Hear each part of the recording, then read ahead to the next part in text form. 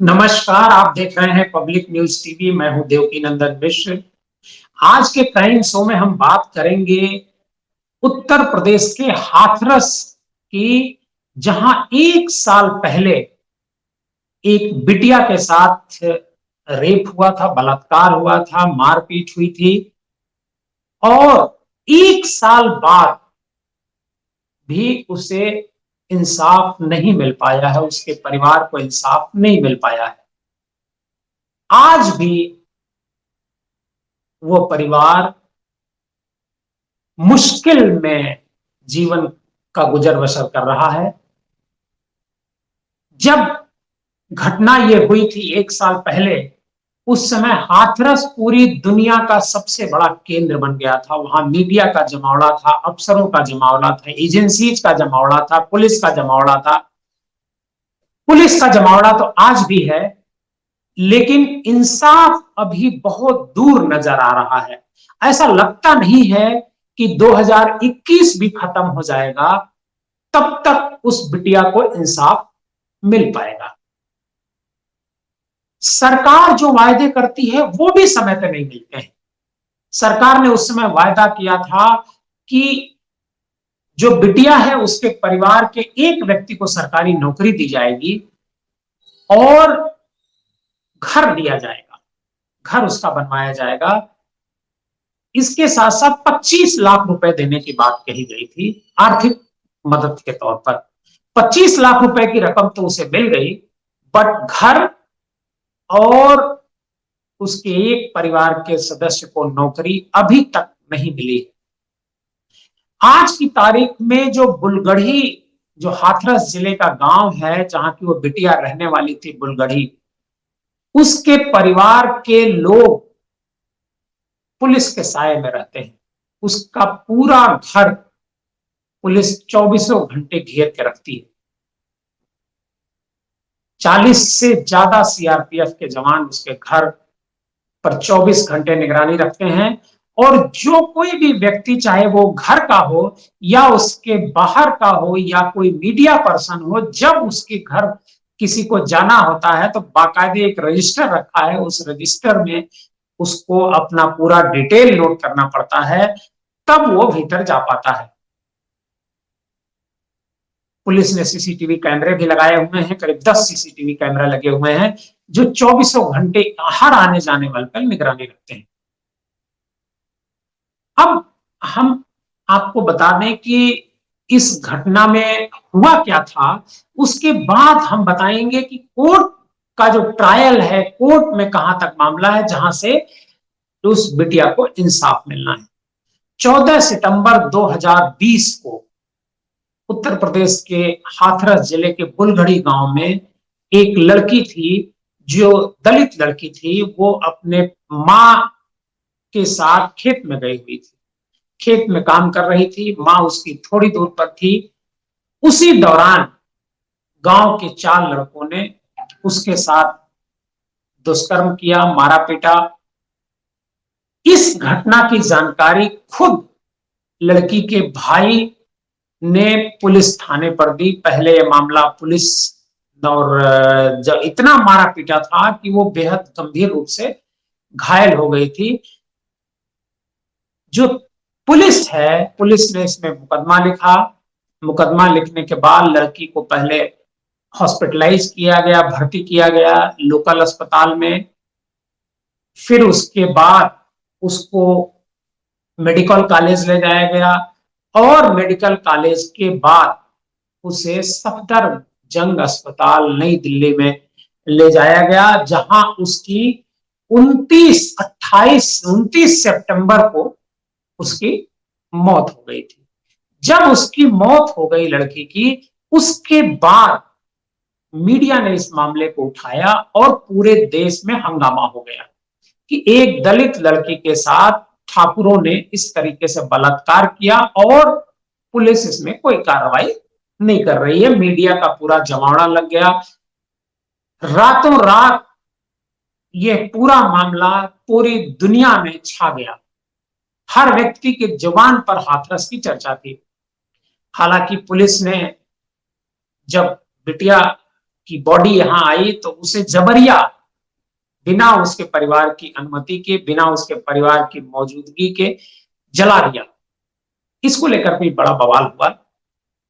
पहले यह मामला पुलिस जांच कर रही थी, उसके बाद इसमें एसआईटी बनी। एसआईटी के तुरंत बाद ये मामला उत्तर प्रदेश गवर्नमेंट ने सीबीआई को सौंप दिया, क्योंकि सीबीआई जांच की मांग भी शुरू हो गई थी। जब ये मामला सीबीआई को गया, सीबीआई की टीम ने डेरा डाला, बहुत सारे लोगों से उसने पूछताछ की। पूछताछ के बाद करीब 67 डेज तक सीबीआई ने जांच करी और उसके बाद उसने चार्जशीट फाइल कर दी। सीबीआई कोर्ट में मामला चल रहा है। अब तक सीबीआई ने इस मामले में 104 लोगों को गवाह बनाया है। हफ्ते 10 हफ्ते फास्ट ट्रैक कोर्ट में चूंकि मामला है, हफ्ते 2 हफ्ते में इस पे हियरिंग होती रहती है। पिछली हियरिंग 9 सितंबर को थी, अब 29 सितंबर को दूसरी हियरिंग, अभी लेटेस्ट जो हियरिंग होगी वो 29 सितंबर को होगी।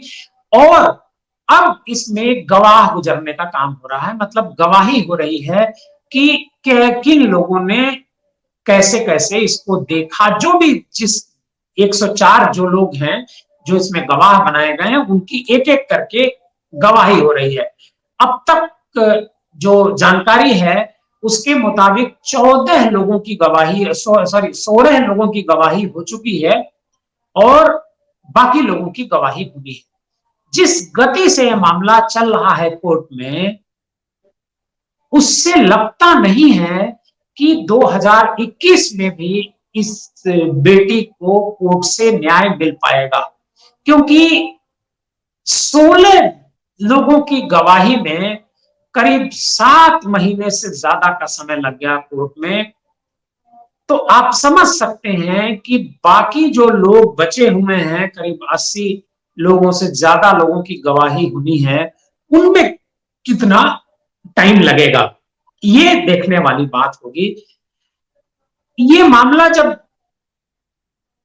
इसके बारे में 14 सितंबर जब गुजरा, तो फिर एक बार लोगों में इसको लेकर के चर्चा शुरू हो गई। चर्चा शुरू किसने की? मीडिया शुरू करता है। मीडिया ही किसी मसले को उठाता है, बाकी तो कोई चर्चा करता नहीं है। मीडिया ने इस मसले को उठाया कि अभी उसके परिवार को एक सदस्य को नौकरी और उसको घर नहीं मिला है। सरकार की तरफ से इसके बारे में कोई बयान नहीं आया। अब जो सिचुएशन है, उस सिचुएशन में ये देखने वाली बात है कि कब तक इस लड़की को न्याय मिल पाता है। आपको बता दें कि इस मामले में जो 4 आरोपी हैं वो सभी संदीप, रवि, राम और लवकुश, ये सभी जो है गिरफ्तार हैं। कुछ ही दिन बाद इनकी गिरफ्तारी हो गई थी। बाद में हालांकि उस समय मामला ये भी बताया जा रहा था कि ये मामला फर्जी है, इसमें ठाकुर और दलित, चूंकि आरोपी जो थे वो ठाकुर परिवार के थे और जो विक्टिम था वो दलित परिवार का था। इसकी वजह से गांव में बहुत जबरदस्त तनाव भी पैदा हो गया था। हालांकि अब कहा जा रहा है कि गांव में हालात सामान्य है, गांव में वो तनाव अभी नहीं है। ठाकुरों और दलितों के बीच जो एक समरसता है वो धीरे धीरे कायम हो रही है। ठाकुर सम्मेलन भी इस गांव में हुआ था, बगल के गांव में हुआ था, कि गलत तरीके से उनके बच्चों को फंसाया गया। लेकिन सीबीआई की चार्जशीट मुकदमे में जो हियरिंग हो रही है, उसके बाद से ये जो फ्रिक्शन था उसमें थोड़ी सी कमी आई है। अब वहां पर तनाव नहीं बताया जा रहा है। बुलगढ़ी जो गांव है वो करीब 600 परिवार उस गांव में रहते हैं। इनमें से करीब 50 फैमिली है जो दलित है। सबसे ज्यादा यहाँ ठाकुर है, ये ठाकुरों का गांव कहा जाता है। 200 परिवार ठाकुर हैं, 100 ब्राह्मण हैं और इसके अलावा और भी जाति के लोग इस गांव में रहते हैं। और इस गांव में बताया जाता है कि जो छुआछूत है वो आज भी प्रभावी है। आज भी यहाँ पर अगर दलित का कोई व्यक्ति किसी हैंडपंप पर पानी ले लेता है तो उस पर ठाकुर बिरादरी के लोग ऐतराज करते हैं। हालांकि जब से ये कांड हुआ है, जिसे हाथरस कांड के नाम से जाना जाता है, उसके बाद से उस गांव में इस परिवार की सिक्योरिटी के लिए जो सीआरपीएफ तैनात की गई है, उस सीआरपीएफ की तैनाती की वजह से गांव में शांति है और किसी तरह का कोई विवाद नहीं है। लेकिन ये जो परिवार है बिटिया का, जिसके परिवार के जो लोग हैं, भाई है, पिता है, माँ है, दादी है, ये लोग जरूर इस पुलिस के तैनाती के बाद भी हमेशा डर के साए में रहते हैं कि आज उनके साथ पुलिस है, कल पुलिस उनके साथ नहीं रहेगी, तब उनका क्या होगा। हालांकि वो लोग मीडिया पर्सन से बातचीत करते रहते हैं, पहले भी बातचीत करते रहते थे, तो अभी भी मीडिया पर्सन अगर वहां पहुंचता है तो उससे बातचीत उनकी होती है। अब हर कोई यही सवाल पूछ रहा है साल भर बाद कि आखिर इतना लंबा समय गुजरने के बाद भी इस लड़की को न्याय क्यों नहीं मिल पाया, क्या वजह है? क्या कोर्ट में हियरिंग धीमी गति से हो रही है? अगर ऐसा है तो हाईकोर्ट को इस पे निर्देश देना चाहिए कि इस न्याय को जल्दी मिले, ये केस जल्दी खत्म हो। जब तक ये खत्म नहीं होगा, जब तक इसमें सजा नहीं होगी, तब तक लोगों के उसके, हालांकि उसके परिवार को ये उम्मीद है कि उसे न्याय मिलेगा, भले देर से मिले लेकिन उसे न्याय मिलेगा। अब हम लोग भी देखेंगे कि कितनी जल्दी इस मामले में न्याय मिल पाता है। आज के इस प्रोग्राम में बस इतना ही। धन्यवाद।